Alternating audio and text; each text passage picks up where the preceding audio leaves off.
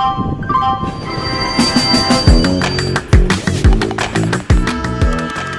is a podcast by the News Minute, and you are listening to South Central. Hello and welcome to South Central, a TNM podcast where we put the South at the center. I am Pooja Prasanna, your host for the day, because Dhanya is on a well-deserved break. She will be back next week. And joining me today is Anisha Sheth. She's been a co-host in the past when Dhanya has abandoned us. She is our Karnataka Bureau Chief, and I'm also a little unwell, so she will be helping me getting through this show. Welcome back to South Central, Anisha. Good to be back, folks.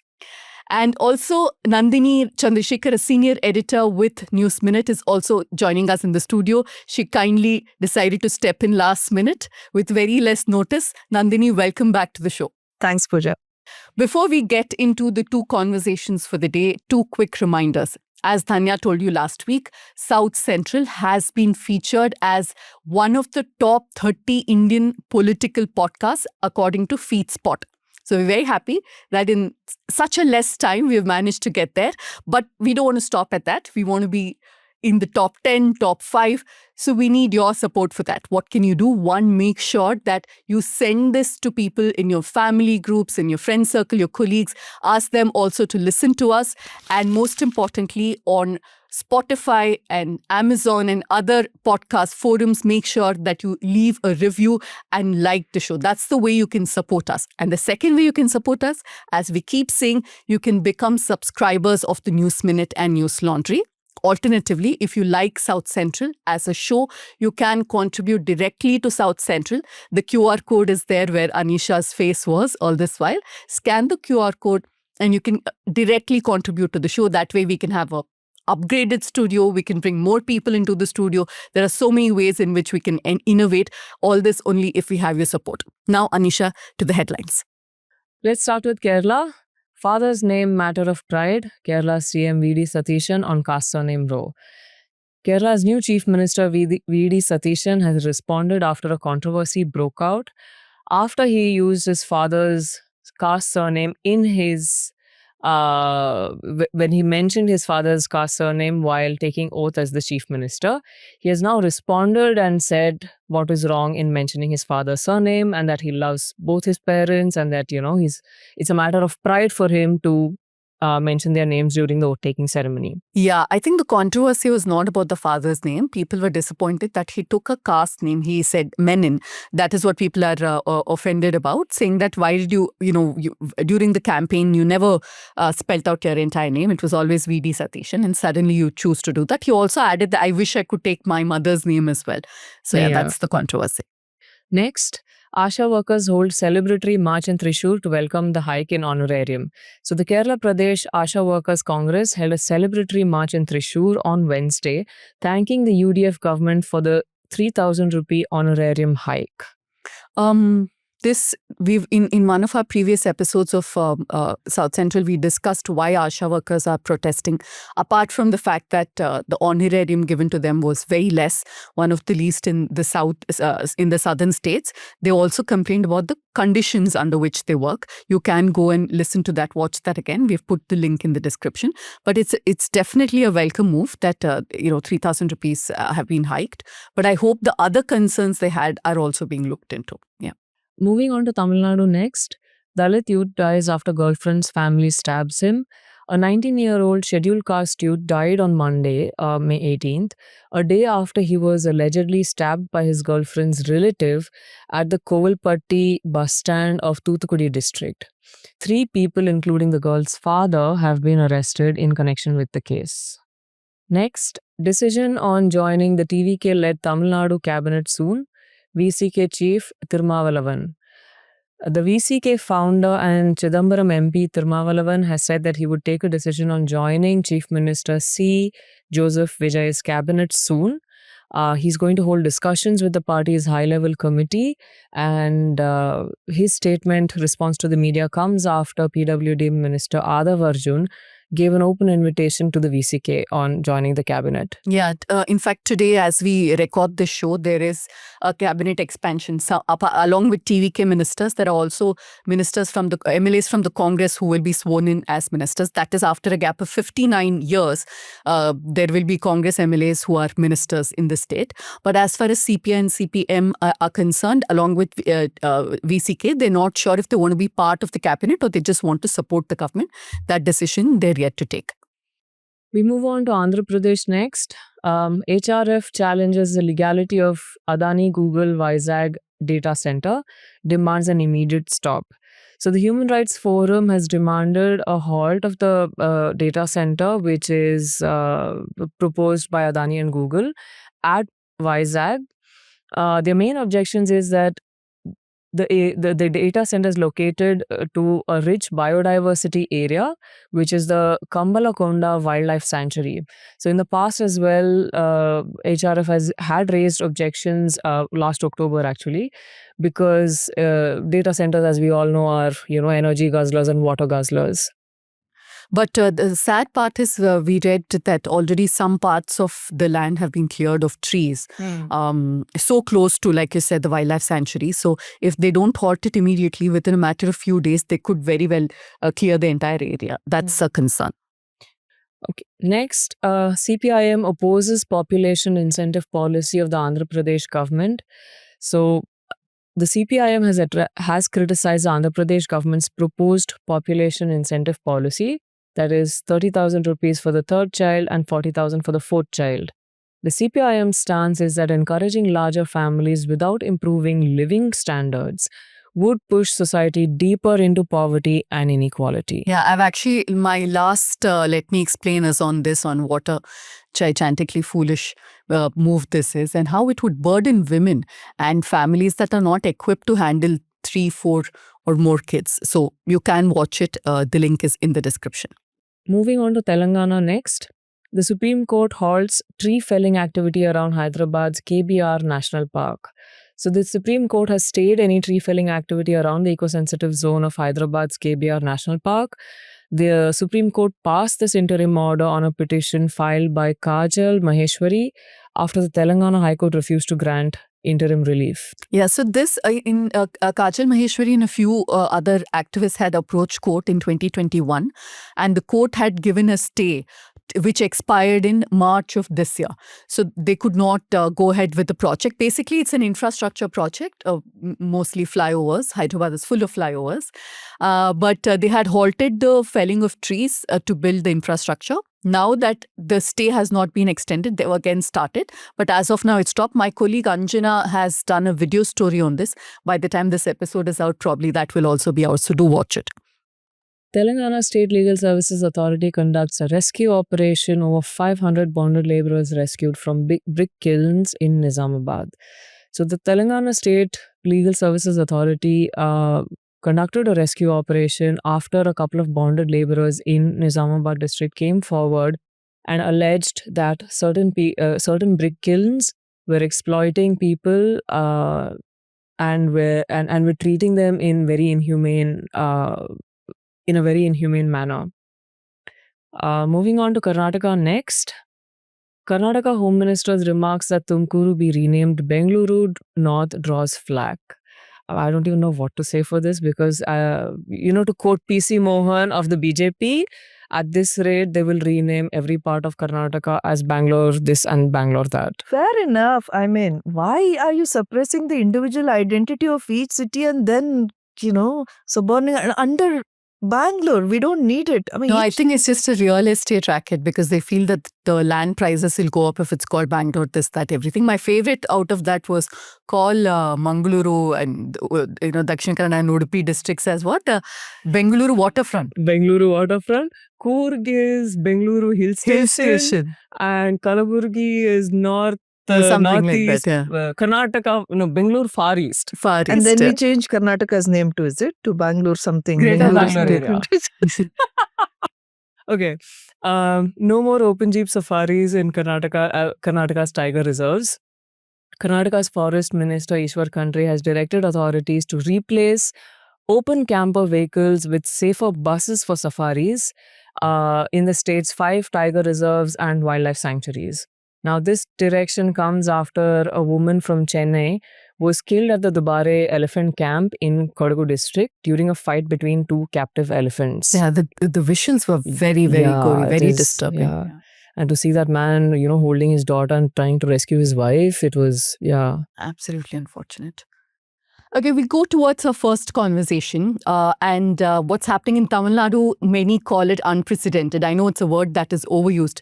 But the way TVK and Vijay harness social media in the campaign is something that we've perhaps never seen in India before. Not even Narendra Modi's entire army, digital army, could match what TVK was doing on social media, from viral reels to WhatsApp forwards. It was a campaign that became organic after a point, but many, in fact, are saying that this is what also contributed to the success of TVK in the elections. But it hasn't stopped just there. Even after TVK formed the government, social media is continuing to shape narratives. It is continuing to kind of, set the agenda as far as governance is concerned, which brings us to the question, has TVK changed and reshaped how governance even happens, how politics is looked at in Tamil Nadu? Can DMK and ADMK match the digital power of TVK, and what does that mean for the people and the future of Tamil Nadu? To discuss all this, I have with us Kavita Muralidharan. She is somebody who's come on the show before. For those who are not familiar with Kavita's work, she has over 20 years of experience in journalism. She's written for multiple outlets, and she's also a bilingual translator. Kavita, thank you and welcome back to South Central. Thanks. Thank you, Pooja. Thanks. Glad to be here. So I start with you and I ask you this question that I just posed. Has TVK changed the way, governance is seen, how narratives are shaped forever in Tamil Nadu? Immediately after the TVK government took over, we've been seeing it. The government is happening on social media. There are so many reels, and we see this Tambaram MLA who's been appointed as a minister today, Sarath Kumar. He carries a mic wherever he goes, apparently. That's what a Tamil news channel report says. So, and we've seen, I don't know if he's an official, but we've seen someone kind of taking videos, from the chief minister's meeting. These are unprecedented, however cliched the term might sound. We've not seen this happen before in Tamil Nadu's governance.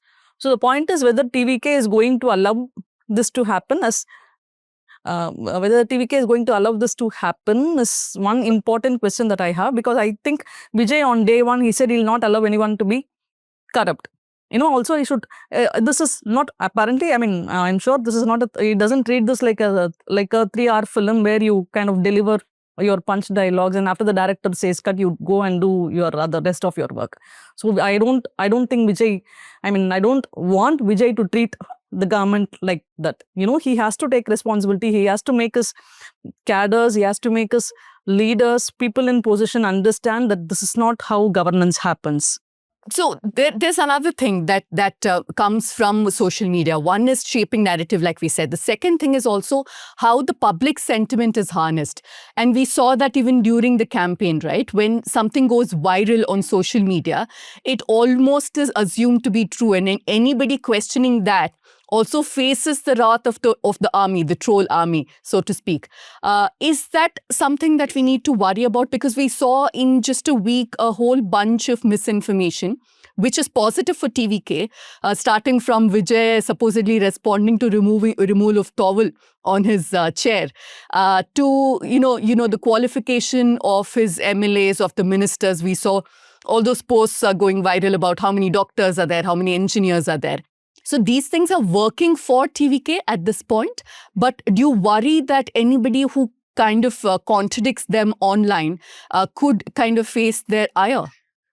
So there are two things. The one important narrative that was set by the TVK, I wouldn't say officially, but there was this hugely popular TVK page which said that Kirtana was the first women minister of Tamil Nadu. And there were thousands of comments. I saw I think there was about 4,000 comments when I last checked. Most of which didn't even know, didn't even think of countering that fact. They didn't even want to, they kept congratulating Kirtana, they kept saying other things, praising the TVK, but none of them, there was not even a single comment when I checked, countering the fact. Countering this lie.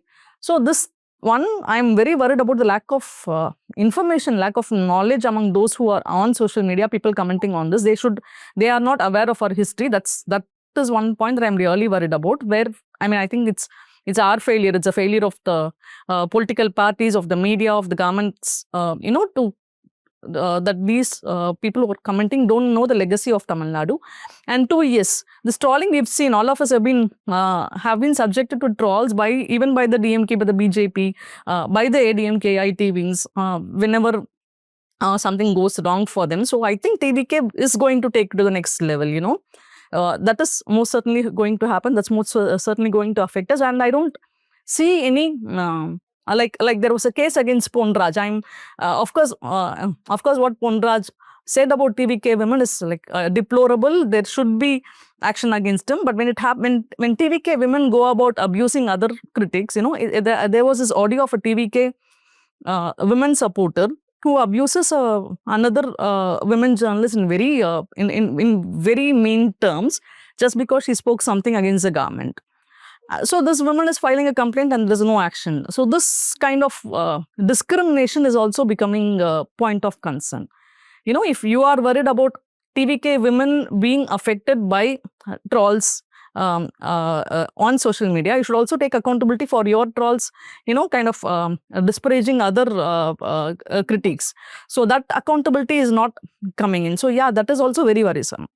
Yeah, but in other states, we have not seen this much of use of social media and campaigning, right? Even in states like Karnataka, which has high usage of internet, better internet penetration in rural areas, somehow politics is not something that has managed to stay very active on social media. Nandini, do you find this to be a very Tamil Nadu specific phenomena? Of course, Kerala also is very political online, but not as heightened as Tamil Nadu, right? Not as heightened. Probably Tamil Nadu would also not have been so heightened if not for this present party.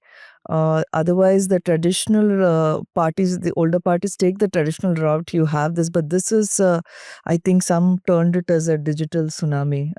There are all kinds of expressions being used for what TVK has done. There is such a barrage of information that there is no idea whether what is being said is true or not. And that is the intent, I guess. You're portraying a picture. Something that, other parties have not been able to do. TVK didn't have to worry about any of that. They had their own warriors, I guess they are called. They had their own fan clubs. They had their warriors. They were all, making these reels, these short films. Tremendous content was getting out there. As a viewer, you have no idea whether it is true, whether it is not true. But just that you are getting bombarded, and you know how the algorithm works, right? You see too, and the next thing you know, from morning to night, you're going to be bombarded by these videos. No, I don't think any of the other states have been able to replicate. Neither did this happen in Telangana, Andhra Pradesh elections. None of the South this has happened, or even the elections other places. So this is a TVK thing, which is, I think Vijay has the luxury because of his fan club.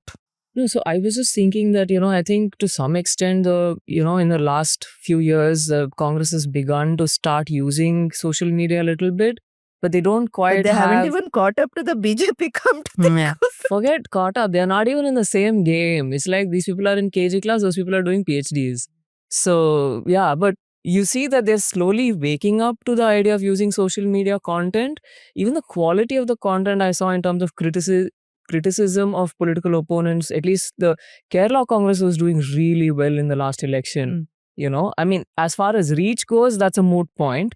But the content has improved. Karnataka Congress is nowhere close to, even matching content-wise.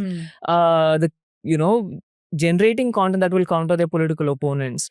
But for me, I mean, I'm seeing a parallel here. I mean, I don't know to what extent we can draw similarities between what the BJP started 2014, 2016 onwards in terms of, its IT cell and the sheer volume of content that is being generated right now reminds me of what the BJP has done with the IT cell. Yeah. Before that, just 2 points from what you said. One, I think Karnataka Congress, at least in 2023, did a much better job of Yes, using yes. social Yeah. media, which is what they used to kind of spread the word of Bomai's government being corrupt, the 40% Sarkara and all of 40%. that. That worked for them in 23. But post-government formation, they fell back on their own ways. And there is also the CPIM in Kerala, which is extremely active on social media. They've used Pinarayi Vijayan as a central figure to kind of run these campaigns quite well. But Kavita, what works perhaps in Vijay's case is that one, he already had, like Anisha was saying, he already had a presence. His fan clubs were already there online. They were organized. They just had to convert it into politics. It wasn't even completely politics. It's about branding Vijay slightly differently. Do you think that's one of the reasons why they were so successful? I definitely think so. See, I think Anisha made a point about BJP. BJP started, if I am not wrong, in early 2000s.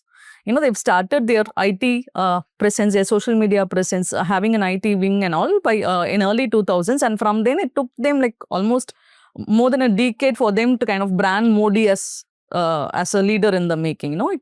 It took them that kind of time. Also, at least in Tamil Nadu, there was some kind of, if BJP spreads a fake news or spreads a narrative, a perception, there was some kind of opposition in Tamil Nadu, but there was some kind of counter in Tamil Nadu. Two things happened. One, it was very organic in TVK's case. And two, the opposition did a mistake by not countering it properly before the elections. Even they didn't, I think they were not able to catch up with TVK's massive online presence. Or we have people who kind of saw the Instagram reels and decided that is going to be their source of news until Vijay became the chief minister. Only then they've started watching assembly lives and all. So I think the opposition was not equipped to kind of counter this at TVK's level, and that was a huge problem. But I'm just wondering, I mean, even the DMK has its troll armies online, right? Yeah. And Vijay has a fan base that exists not just in the digital world, but his fan clubs actually do actual real groundwork, connect with people with small things like, blood donation camps and things like that. So, which is like a across the board spectrum in Tamil Nadu and Kerala, right? Like a lot of actors have this engagement. So, how do you see the difference between what the DMK say social media presence? You just said that they didn't counter the campaign, but why was that not possible? Because they do have online presence, right? They do have an online presence, but what I'm saying is online and offline, I think they refused to take Vijay's name. At least the senior leaders refused to take Vijay's name. They didn't, none of us expected him to kind of through this bigger surprise, like none of us thought this is going to be this huge. So obviously I don't expect the DMK, but that's also a mistake. I think we should have kind of known, we had failed to kind of understand the impact of Vijay's online presence. So that is a thing. But I think all the parties have their own IT wings, have their social media official IT wing and an unofficial social media armies for trolling the critics and trolling people who they don't agree with. So that's all there. But I don't think that was enough to kind of take on the TVK, given its massive online presence, to take on TVK's online campaign. It was very difficult. Imagine 4,000 comments praising Kirtana, praising the TVK for being the first women minister. And you can understand how not even one, when I kind of saw through the comments, I can't even spot one comment saying that this is wrong. Kavita, now that we know that TVK also has very good trolls, as we are seeing in a lot of complaints over the last week about how they have been going after people abusing, doing the same thing. So going forward, considering the impact that his, all this social media approach has had, where do you think that leaves people who oppose TVK or have a problem? Or do you think TVK is even going to be able to control its fan army if they just go out of bounds like this? I think DMK very conveniently, whenever we reached out to them saying, there are pro-DMK handles abusing women, and the BJP also did it. BJP also said they distanced themselves from the trolls and said, no, we are not officially engaging them. They don't have anything to do with us officially. And DMK also said the same thing. It's not official. It doesn't come from us. But there are always pro-DMK handles abusing women online especially. So, and I think when the DMK and BJP, which are established parties, say that they cannot control their, unofficial or their supporters online, the TVK will also probably do the same. So I don't expect them, but I think there were instances when actually Stalin issued statements asking people not to troll. I think once when a women news anchor was trolled, he issued a statement saying it shouldn't be happening. So there are precedents, but whether Vijay will actually tell his people or take action against his people who've been trolling critics online, I think it's a very important step. If Vijay wants the change, Vijay wants to bring the change that he promises, he should be doing this first. A Singapen Padai is about offline support for women. That's what he says. But his online supporters are making it worse for women who are vocal online. So that also needs to be taken into consideration if he really means what he talks.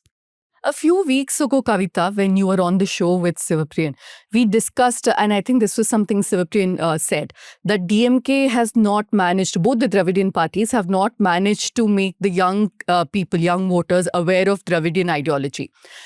My question to you is that DMK does have a large presence online compared to a lot of other parties. But do you think the messaging was more about ideology, programs, explainers, rather than TVK, which is now, their messages are very clean and simple. They're one-liners and it's all emotion-driven, not logic or ideology-driven. Is that one of the main factors, you think? Yeah, I think DMK also with some kind of messaging. I know they conducted boot camps to kind of create teach people about the ideology, and also that was happening. But whether it actually reached the youngsters in the way it should have reached, I don't know if that happened. Yeah, so that could be one of the factors that really kind of didn't go the right way for the DMK. They should have.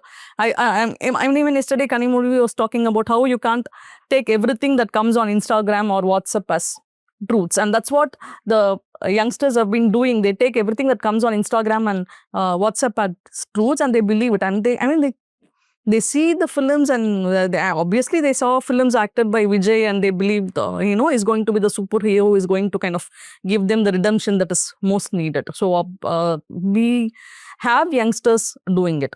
So yeah, at least now, I think DMK has always been more forceful as an opposition party. Like they've never allowed a defeat to kind of it's never been a real defeat for them in the sense. And DMK has been in the opposition more than they've been in the government. So it's now time for them to take up these issues in a larger way and take up ideology in a larger way than before.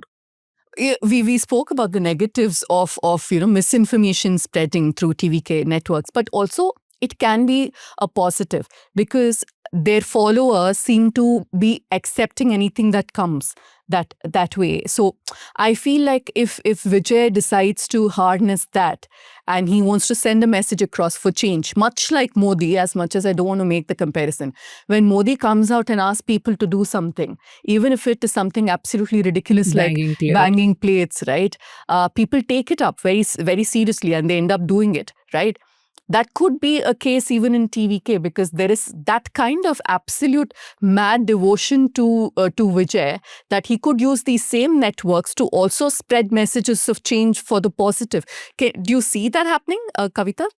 See, I don't know. See, Vijay, I don't know, like on day one when he took over as chief minister, he said he'll be very firm with his own party men. If they are corrupt, they can't think of corruption and all those. I think it was like proper cinema dialogue only for me, at least for me.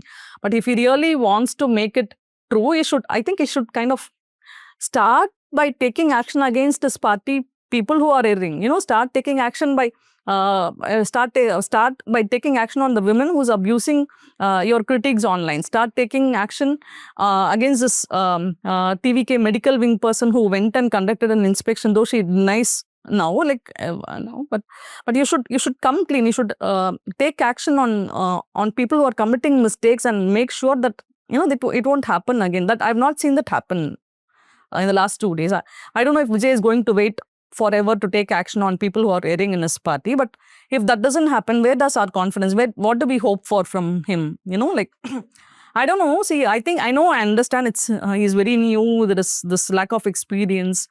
But whether he can use this lack of experience as an excuse to condone the actions of his party people, I'm not sure if that is fair also. Right. So a couple of things that I saw going viral. One is that panic button in buses. They made it seem like it's a new thing that has come after Vijay became chief minister, where women can go and press the button, panic button. This is something that's been there for many, many years in Tamil Nadu. Another thing is the chief minister's complaint portal, which is again something that was there for at least 3 to 4 terms before. Now, while this is misinformation that TVK started, I'm just thinking, is that also one way? See, before, I don't know how many people knew that you can write to the chief minister's portal directly if you have complaints. So because these things also go viral and a lot of young people are also engaged, it could also mean that more people are aware of things that even existed. So that could be one positive outcome of this kind of heightened engagement. Yeah, but it still doesn't, it's still not fair to kind of, it's still not fair to kind of condone the misinformation that's being spread. Misinformation is a misinformation, and you cannot just say because it does have a positive impact. It does make people realize, as I said, there are many youngsters watching channels for assembly coverage now, for Vijay's meetings and all. So that change is definitely happening. But whether it will end up making them more politically aware is one question that I'm really concerned about. If it ends up making them, if it ends up with them listening to Udaynidhi Stalin also and wondering why is Udaynidhi speaking against Sanatana? Why, if they are going to ask themselves, if they are going to make it an inquiry, it's most welcome. But I don't know if it will go to the level of inquiry or stop with being fan following. Yeah, actually, that is something I was wondering too. Nandini, you have a young son. So I want to know from you, would you think these kind of things would bring youngsters into politics? Would you think they'd engage more? I saw some memes on Twitter as well. 2 young friends talking to each other. One guy says, I stopped watching after May 4th. I don't watch politics anymore. The other guy says, I started watching assembly session after 4th of May because my leader is there. So do you think this could bring more young people into the fold of watching, thinking politically? It can definitely make them more familiar with the process. See, there are 2 sets of people clearly. One who will look it and go beyond it to look deeper into it. Those would the ones who really benefit and it would understand what the process. But there will be some people who will be drawn because of the sheer personality of this person and will stop there. And, will say, okay, this is good enough for me. If this person is saying this, then this is good enough for me. This must be right. But there are a certain category of youngsters who are going beyond it, who are going beyond to see, because they are also very aware about the amount of fake news or misinformation that is spreading around. They know that is not the end all and be all when they hear about it. So because this is adults and the environment around them, which also keeps telling them that you can't take it at face value. So if they decide to listen to it, yes, and they do. Several of them do, but some don't. So it really depends on, I guess it's a percentage thing about how many people, how many kids. But yes, they definitely will get more familiar, which is a good thing because one of the things I find in our urban population amongst youngsters is sometimes they seem to be more familiar with a lot of international politics than their own local politics. It could be state, it could be city, that they are not familiar. So somebody like Vijay being there will make them familiar with that. And it will, cover a wide range of issues. So that's a good thing. Whether they can challenge, because in their head, it's still not affecting them.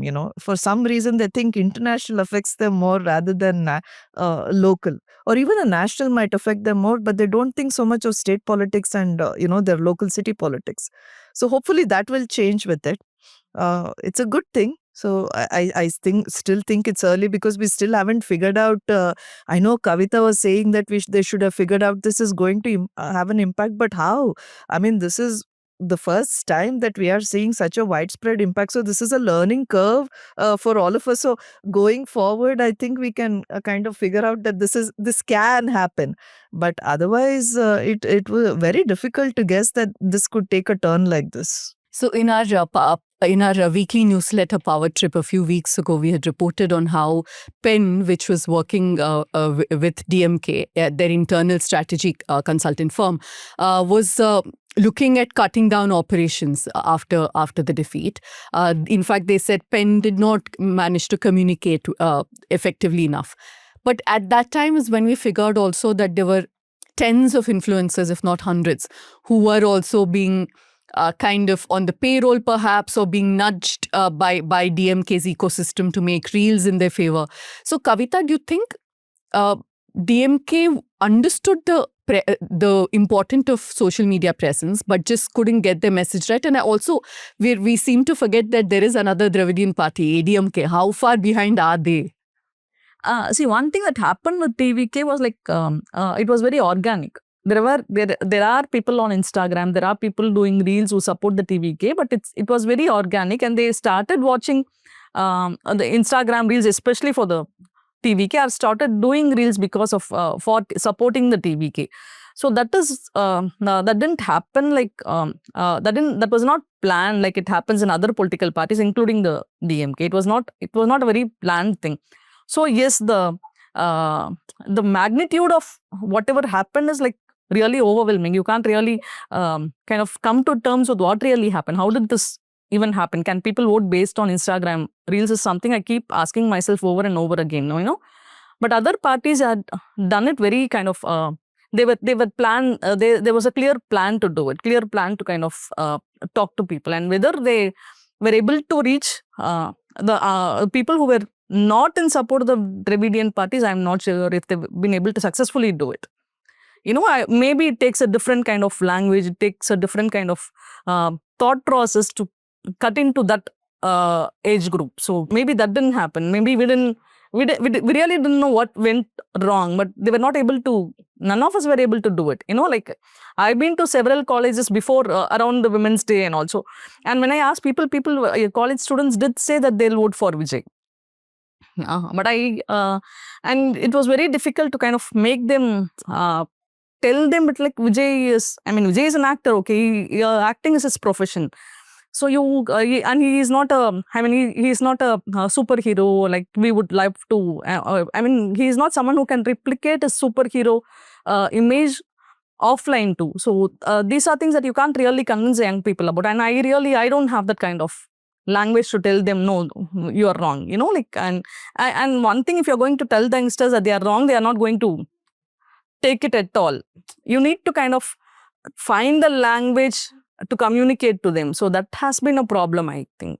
I said it was not planned perhaps, but Vijay had that language. He was able to kind of, even when he was not considering politics seriously, I think he was able to have many fans and youngsters or kids. You know, there were many fans who were like really, kids were his fans and young teens were his fans. So that was an entirely different ball game. So Vijay had something that kind of attracted them to him. But I'm really not able to put my finger on and say that this is what helped Vijay. You know, that's very difficult. Pooja, I recall an interview in the previous Uttar Pradesh elections.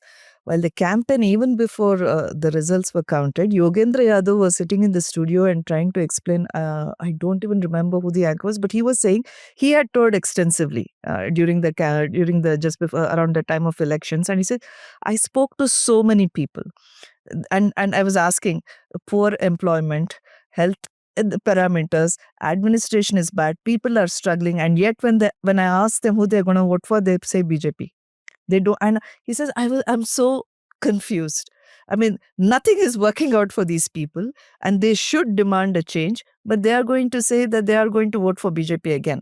Now that it is Uttar Pradesh, so I'll leave it at that. So I'm just saying, so there are these larger things, you know, that people seem to consider beyond. Because I know there was a lot of talk about anti-incumbency helping, TVK and AIDMK, but DMK was in power for 5 years. and the anti-incumbency was not so much as you would think, right? I mean, they had delivered decently enough.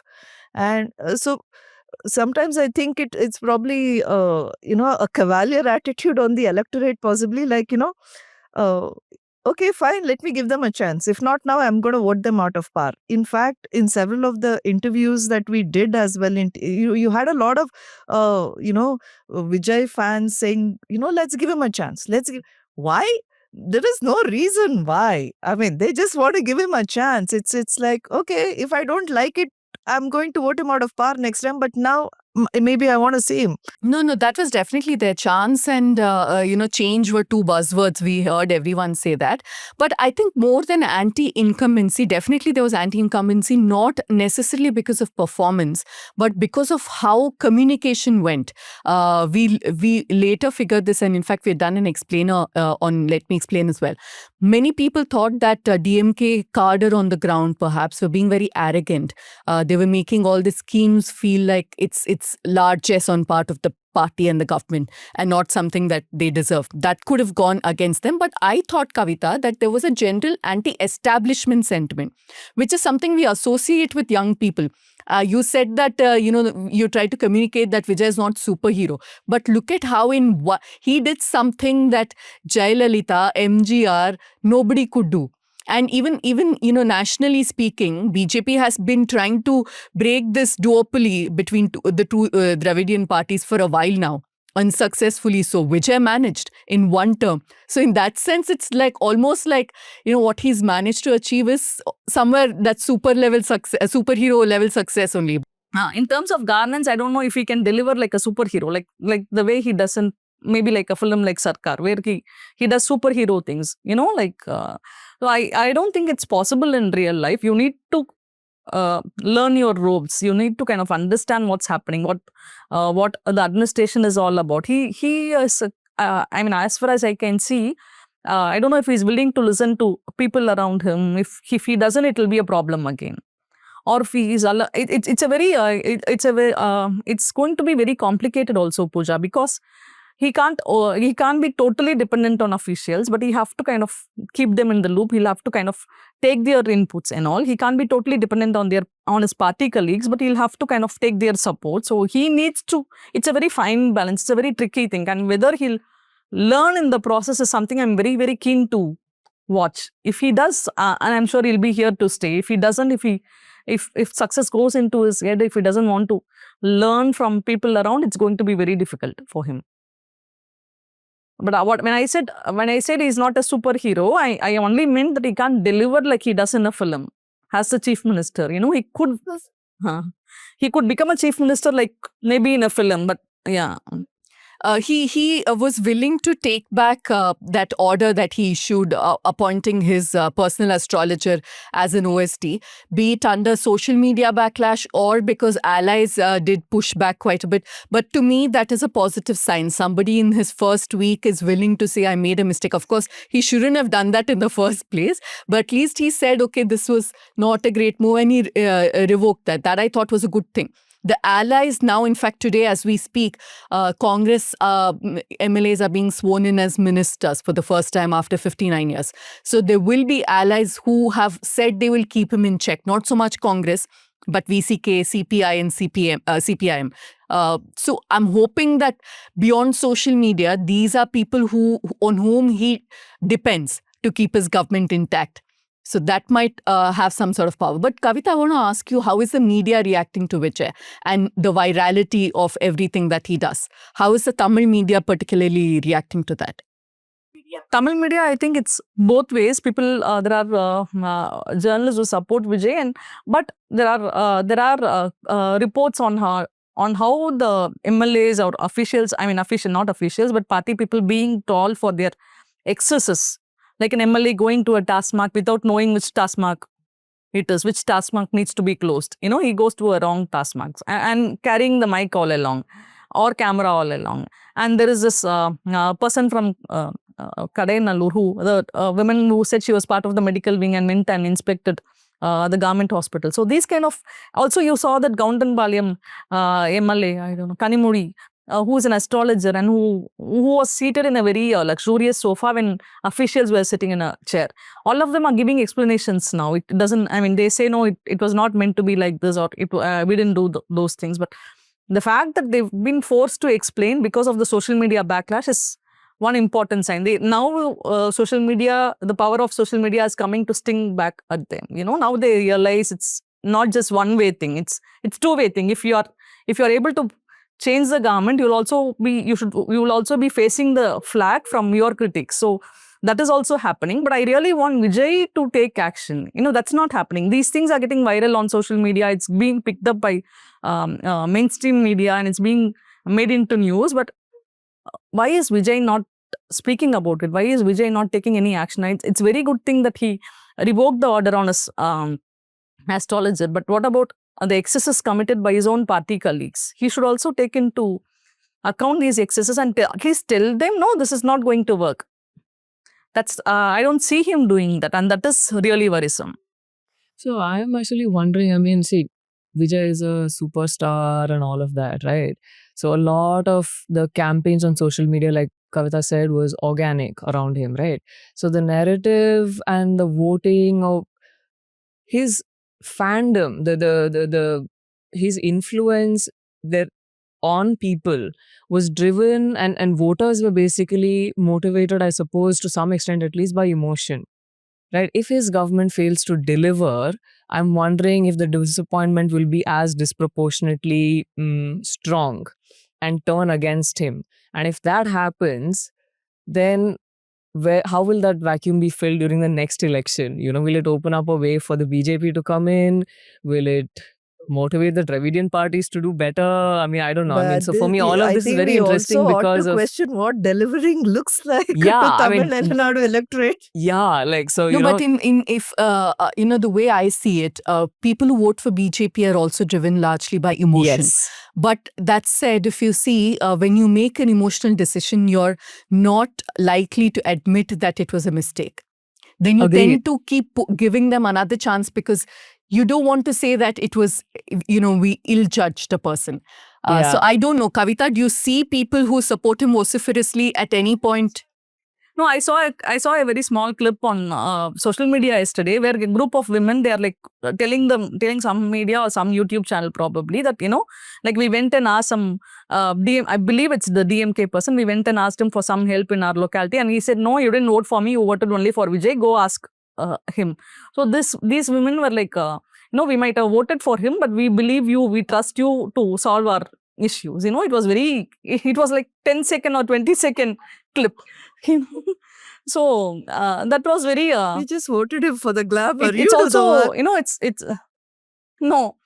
Yeah, it kind of reflects the irony. And it's also very sad at one level. I don't know if people treated this like a video game and okay, they will decide, we'll vote, punch the whistle sign this time and see what happens. It was a very calculated, or maybe not very calculated risk that the people took. But also Vijay needs to understand this. Vijay needs to understand this and step up. He needs to step up. He needs to kind of maybe have training programs for his party cadres and explain to them that these things needs to be addressed. You need to have a rapport with locals, people. And I don't know, his party is new, but it's already in power. So he doesn't have time to learn. I'm sure if he was in the opposition, if he was like the primary opposition, he would have had the time to learn the ropes of everyday administration, and then the entire scenario would have been different. But now he's in power, he doesn't have the time to learn. So I think he needs to step up. He needs to tell his ministers, his MLAs, and his party colleagues what needs to be done, what shouldn't be done, to make them look like villains. So and he needs to have proper, proper grounding of his people. He needs to teach. He needs to have people, experienced people, teach them how to approach people in the first place, how to interact with people in the first place. That's not happening. He can't run. Obviously, he can't run his administration or government on social media. That is not going to work. He might have won because of social media, but social media is not going to help him run the government. So he needs to realize the truth and do the course correction. There's a corporate term called OJT, on the job training. So I think that's what all of Vijay's ministers will need. And the learning curve will have to be very, very quick. But I think the fact remains that there is an official social media team and there are those who are unofficial. A lot of misinformation that we've seen spread are from that unofficial accounts who are probably loosely tied to the party, but the party can just as easily wash their hands off saying that they're not our people. They're just supporters of TVK, but they're not official handles. Okay, we'll leave it at that. But of course, whatever happens, we will continue keeping tab online and offline with ground reports, not just tracking social media. We move on to our second conversation now. The SIR the process has begun in Karnataka. So far, around 12 states across India have seen these SIR exercises. And according to data, 1/10 of the previous voters have been removed from the rolls. But there is the movement that is opposing SIR is at a cross point right now. The question is, should the movement, which consists of citizens and activists, align with political parties which are primarily in opposition? Will that dilute the movement? Will it strengthen the movement? Is a question many activists are asking themselves. We have with us somebody who's written a very strong piece for the News Minute. The link is in the description. You can go and read. Mr. Shiv Sundar, who's come on our show before. He's an activist, he's a writer, he's a columnist, he's a whole bunch of things. Hard to even describe in just one show the body of work that he's had. But his argument is that political parties, particularly the Congress, should be kept out of the anti-SIR protests. I'm going to ask him now to tell us why he took this position. I think that is not the correct description of what I have written and what I have said. I think it is desirable but not dependable. That is the whole cut of the matter, and it has two dimensions. One, whether the state government have any role to have any constitutional power to intervene in the SIR process, which is completely guided by the Central Election Commission. Whether they have a legislative power to guide the State Election Commission to intervene in a way that a party is decided. Constitutionally, that provision is not there.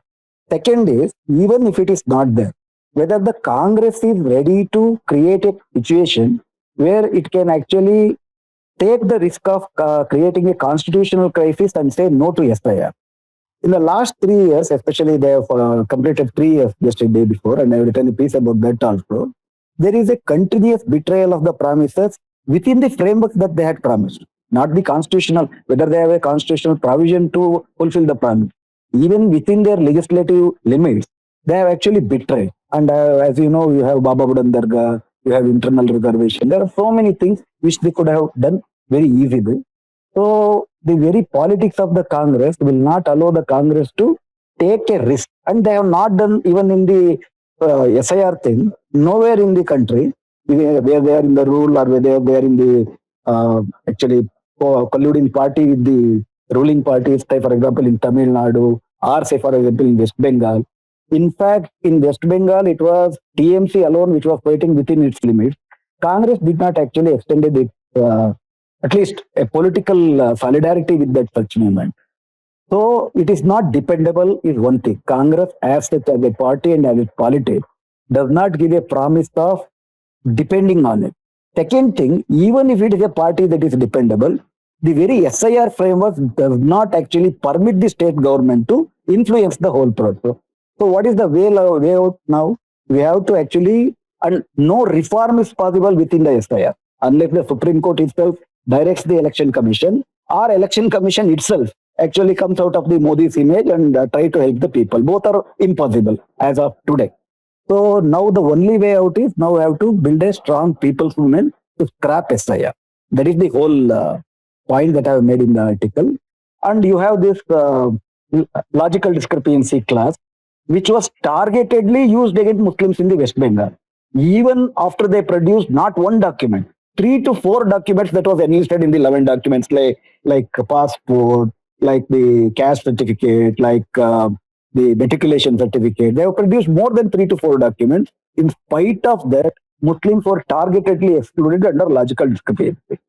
So whether the state government of West Bengal had any constitutional provision to intervene and say that we will not implement logical discrepancy in the state, it is not possible, because Article 324 and Article 326 of the Constitution gives exclusive domain of actually enlisting the kind of procedure that the election commission likes. It is only Supreme Court, that too on the basis of if it violates the fundamental rights of the people, they can intervene. Until today, Supreme Court has not made any stand. So all these things put together has made me to say that one thing, it is only people who meant to scrap the SI that could only save the margin life. Second, Congress is not dependable. We should invest all our resources on building a strong people's movement. That is, in nutshell, what I was trying to say. So I have a slightly macro point, and I think it isn't just limited to the Congress.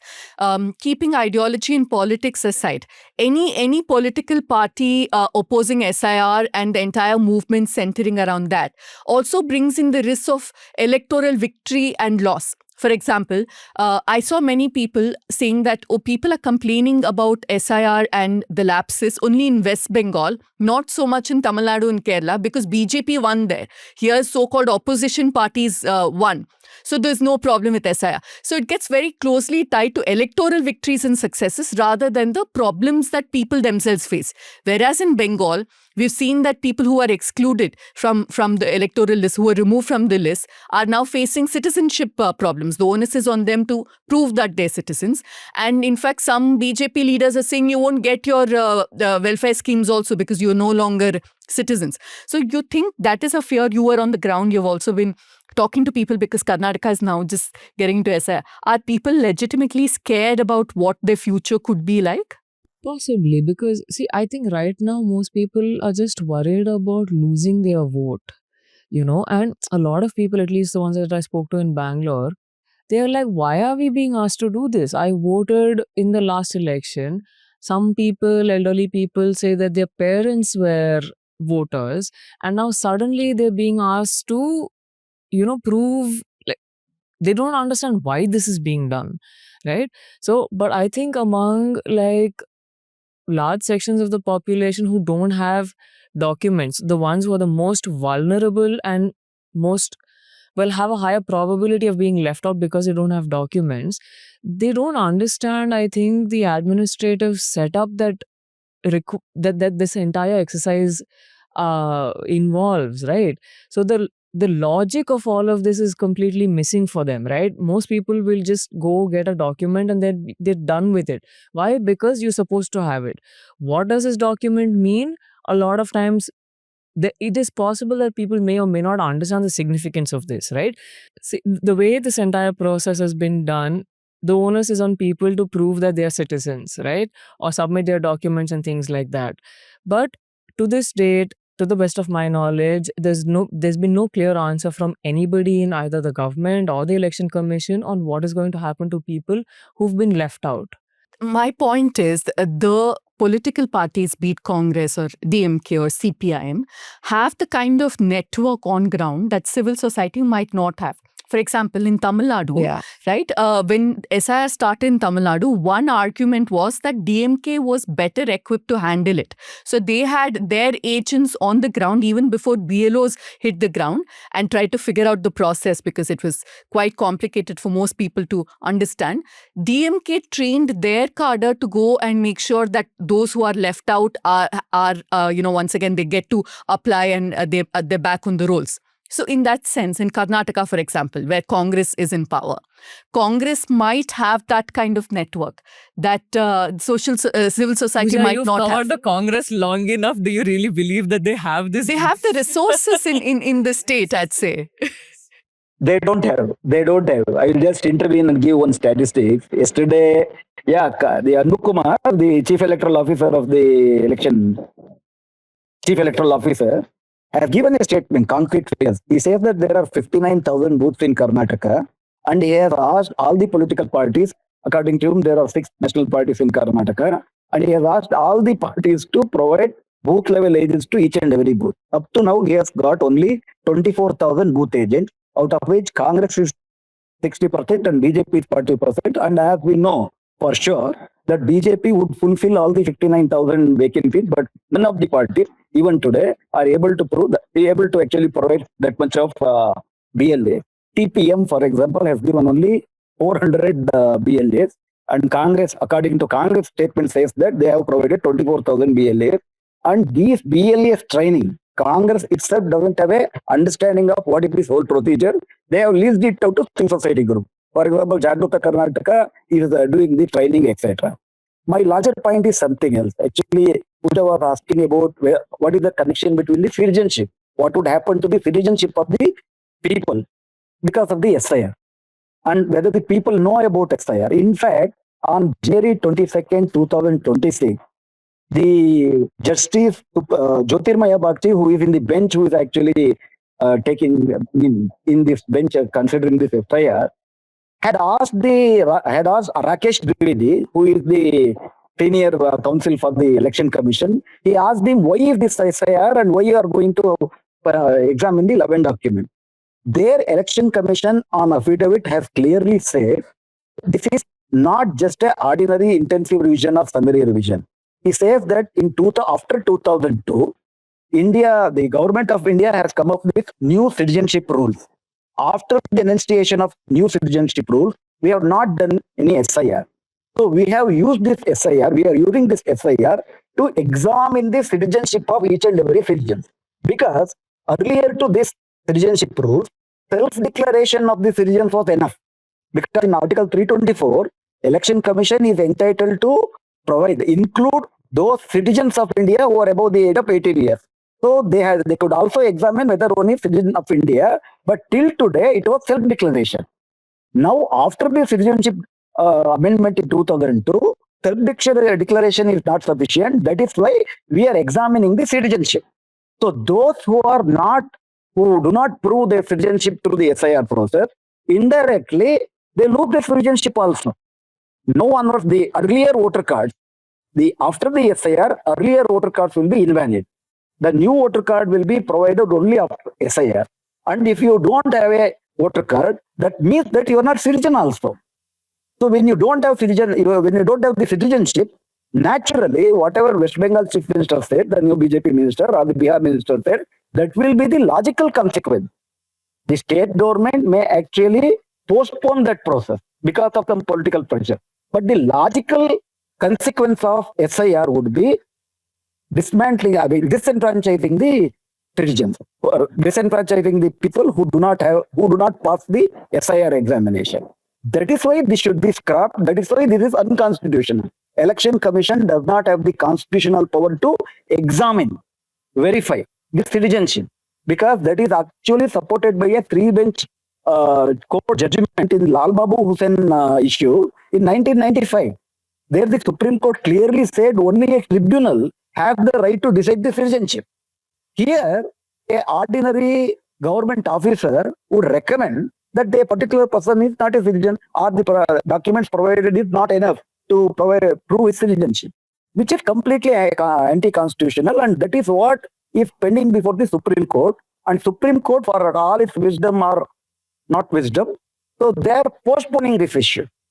So what we are demanding from the civil society, we are demanding the civil society and also the Karnataka government to push on this. Unless you decide the constitutionality of the SIR process, no more SIR in the remaining 13 states, because election is too far. Our election will be only in 2028. You complete the process. You come out with a declaration whether it is constitutional or not. Why the hurry? The hurry is only for this. They want to complete the SIR process before the actions start. See, for example, all the 16 states which are scheduled for the third phase of the SIR, they would finish their whole process in October 7th, and the rest of the 4 states will finish in around, say, November, and the actual census will start from 2027 January. So, period, why 2027? The 2026 budget declared 6,000 crore for census and NPR. It is not just census. In 2025, only 3,000 crore was given to census. Now it is 6,000 crore has been provided to prepare a NPR. NPR is a stage before NRC. So where you prepare NPR, that is National Population Register, and whoever not pass the SIR, they will not be included in the NRC. So this is the what Mr. says, no, chronology. This is the chronology. पहले SIR होएगा, बाद में NPR and बाद में NRC. So this is so clear, and the logical consequence we have seen in Assam. They have actually The only FIR, the only say NRC has been done in Assam. Since it came against the desire of the Congress, BJP government there, they have not actually continued with that NRC and they have shelved it. Otherwise, out 19 lakhs were actually excluded from NRC, 30 lakh were Hindus and 6 lakh were Muslims. So that was against their wish. That's why there was no FIR in Assam. There was only FIR. FIR was not done in Assam. So the whole thing is citizenship examination and exclusion based on the FIR. That is very clear. Exclusion from the citizenship means exclusion from the entitlement, exclusion from the fundamental rights that the Constitution provides. The logical consequence would be no 5 kg rice, no passbook, bank passbook, or no such thing. The opposition government can only postpone it. So that is the crisis we have today, and that is why scrapping of the FIR is absolutely needed. And any reform within FIR is a big illusion and a deviation. That is the point that I wanted to make. Nandini, one more point that Shivsundar sir made in his article is about how, in terms of taking public sentiment along for an anti-SIR movement, having parties like Congress could work against, because those who wouldn't want to be seen and politically on the same line as Congress might not want to be part of this movement. Do you your thoughts on that? Yeah, before I answer that, I just wanted to also give a bit of a background. I mean, we for Karnataka, let's say, I mean, we don't share borders with anybody, any foreign nation. We are sitting here. So if you look at voting, people used to register, people do register, but I do also know a lot of people who do not have a voter ID, who haven't registered, who do not vote even with an ID. It's there, it's like, depending on the vote. So suddenly this has entirely changed to something like your citizenship. And you can't blame the people if it has caught them completely unaware, saying, where is this coming out? It's completely out of the blue. So when you have that, suddenly you have to take sides. We don't know, like Mr. Shivsundar also said, what Congress's way is going to be. In fact, I wanted to ask him about what form a civil movement is also going to take, because people, let's say people are also a little lassitude, show a lot of lassitude because they won't act until it comes to the end where they have to act. And this is it's going to take a while for them to realize that this affects them directly. I mean, where is a voter ID that you used to register? And then suddenly somebody can actually say that you're no longer a citizen. It is so difficult to compute, in your head, where is this coming from? So that is going to take a while for people. People still don't know what is happening. Like Anisha said, people don't realize that this is at your doorstep and this is happening to you. What does it happen and how much a lot of other things hinges. If you ask me, this is the BJP's biggest scheme that they don't talk about. Pradhana Mantri Uchchatan Yojana. Honestly, this is a proper scheme. And you don't know where you're going to stand, what you're going to do. And the list of the documents, when I saw the list of documents, I, as a person who has documents and had suddenly started, do I have this? I don't want to give my passport. I don't want to show my passport to this place. There are a lot of questions. So now I have to look for a birth certificate, which I don't have, which means I'll have to look for an alternate. Every person is going to be looking at it and thinking, what do I want to share? So I hope this translates to a lot of concern, because you now have the entire populace, approaching some desk somewhere to say, look, I am a citizen. All because I have to vote, because people can't walk away and say, you know what, I don't want this fuss, I don't want your card. They can't say that anymore, because you don't know what this government is going to do next. What they're going to demand this voter ID for. It can be anything. And like the funniest part about all of this is that the one document which they said all till now that you have to have because it will be linked to everything under the sun, Aadhaar, is no longer your Aadhaar for your citizenship, because that is not accepted. And it's only accepted after the Supreme Court said, okay, you have to take it, but nobody has shown any inclination in accepting that and granting your voter ID card back on the basis of that document. So now everybody, Congress, BJP, all the parties, all of them who said all these years that you need to have Aadhaar, it's going to weed out duplicates and this and that and scamsters and all that. Same argument, foreign nationals. Yeah. Yeah.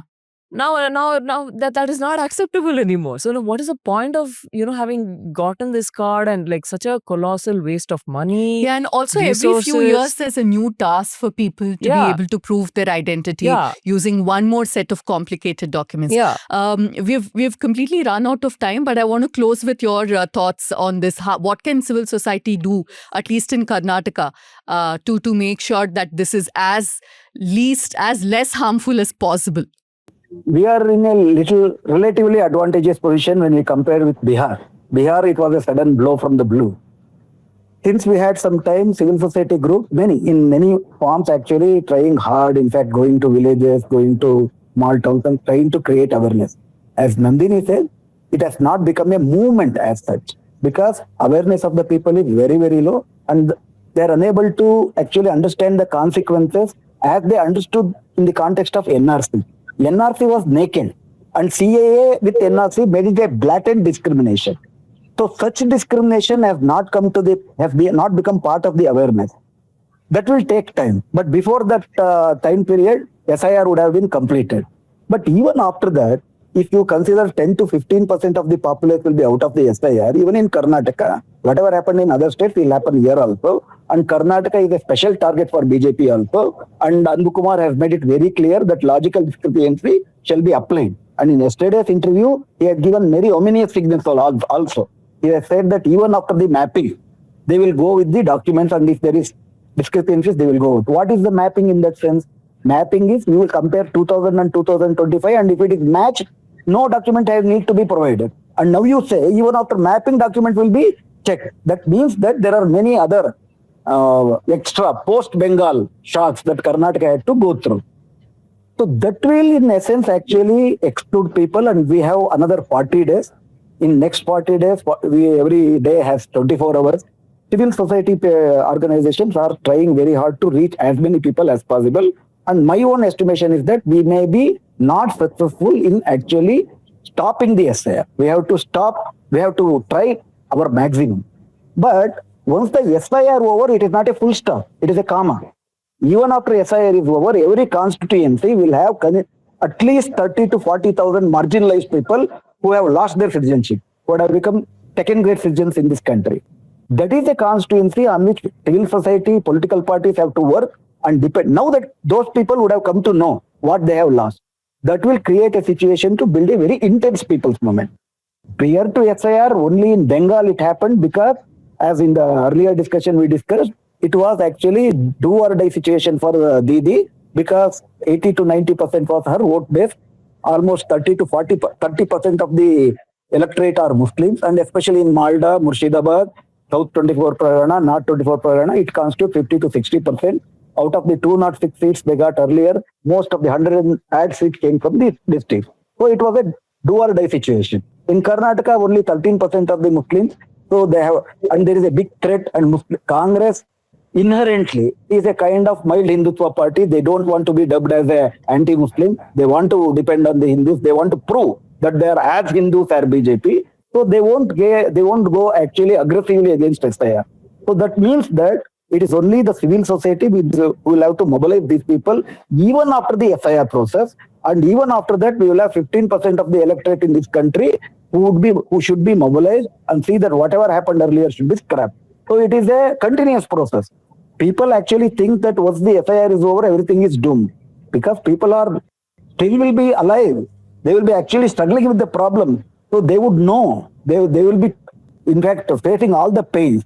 And that is where the necessity of the civil society and the political parties will be much required. So we have to, within the 40 days, whatever best possible, legally and on the street should be done. And after the SIR also, this should be intensified. That's what I think as untrue. So, of course, Anisha will be on the ground along with our reporters in Karnataka to see how SIR exercise is being conducted, what are the problems people will face. Do write to us if any of you have any thoughts on it, if you've gone through any issues.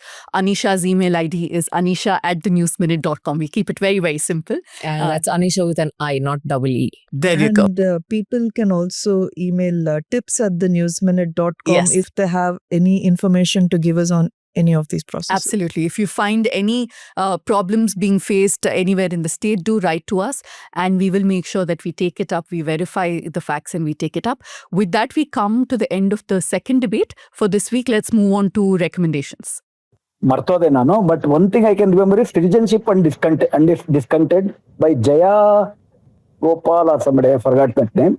Citizenship and Discontent, especially about the whole discourse on citizenship, how different countries are actually revisiting the question of citizenship and how slowly it is becoming fascist, all the countries. Now, even in America, they are duplicating the SIR process. So, there is a good book by Jaya Dayal, I don't forget the name of the author, but she has a very great scholar on the subject. At present, I have only one. I know that I was warned not to give more name of the book. That's why I got. I don't have a recommendation, but I just wanted to say after a long time I'm going to theatre to watch Drishyam 3 tomorrow. So maybe in my next show, I'll tell you how it is. Pooja, because we spoke so extensively about social media, what's true, what's not, and the implications of it, I just want to suggest a small read that has appeared in our website today. It's called The Toxic Politics of Ridiculing Rinian and Defending Rahul Mamkudatil. Please read, just a 5-minute read, but it helps us understand how again and again how dangerous it becomes. Me, Yes, Anisha, you have to give a recommendation. oh no, today I'm excited about the recommendation. I've been reading this book called Wanderers, Kings and Merchants by the linguist Peggy Mohan. It's a fascinating book, and teaser I'll throw out here. Did you know that Sanskrit had Dravidian influence? Yeah. So there's so much fascinating stuff about how languages grow and how they are formed, and Sanskrit's influence on Malayalam and how it changed Malayalam forever, and it's how Urdu and Hindi were formed, and it's just like super cool. So like I'm just having fun reading it. So yeah. Peggy Mohan and I were on a panel in Pune last year, and she made a suggestion where she said, there are overlaps in every language in India. So instead of looking at each of them focusing on the differences, why not come up with one script, combine all of it, come up with one language where you keep the similarities and then you make the rest uniform. So nobody can speak well, which in this country might be a good thing. Yeah, but it was faced with a lot of resistance, but it was a thought-provoking idea nonetheless. Very, very radical idea. That is so surprising coming from somebody who grew up in Trinidad speaking Bhojpuri and was part of the whole Creole language. She's seen all of that more or less firsthand. Yeah, so it's quite surprising. It's interesting. Yeah. My recommendation is M.G. Devasahayam's book, Emergency, Neo-Emergency, Who'll Protect the Democracy. This is from last year, but I think in view of what's happening in SIR and multiple ways in which our democracy is in threat, it's a good time to revisit that. That's it for this week. I will hand it back to Dhanya for next week. Hopefully she will be here. And before I go, quickly again reminding you to support the show by contributing directly to South Central. Again, the QR code is where Anisha was. You can support us and you can make sure that this reaches more and more people. Spam all the WhatsApp groups you're on where you find all sorts of misinformation. Here's your time to do your bit. Make sure that you spam with links of South Central so we do our bit to keep journalism free. Thank you for watching. And I'd also like to end by thanking our producer, Megha Mukundan, who's been working multiple shifts, I must say, in the absence of a second producer. Also thanking is Ajay, who's our production assistant, Jasim Ali, and also Ria, and most importantly, Sukanya, who listens to the show and tells us what we can keep and how to design a social media.